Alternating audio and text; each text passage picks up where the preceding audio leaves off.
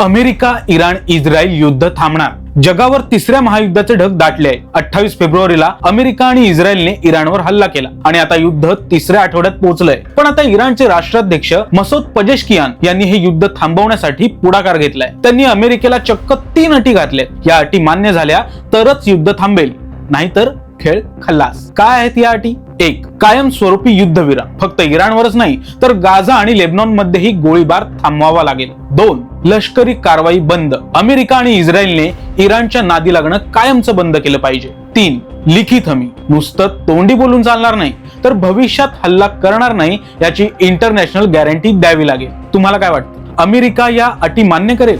हे जितकं वाटतं तितकं सोपं नाही.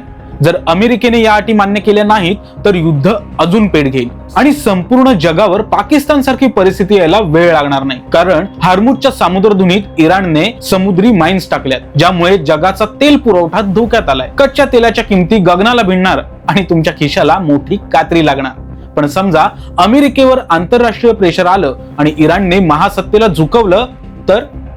तुमचं मत कमेंट्स मध्ये नक्की सांगा आणि अशाच युद्ध अपडेटसाठी फॉलो आणि सबस्क्राईब करा जबरी खबरी.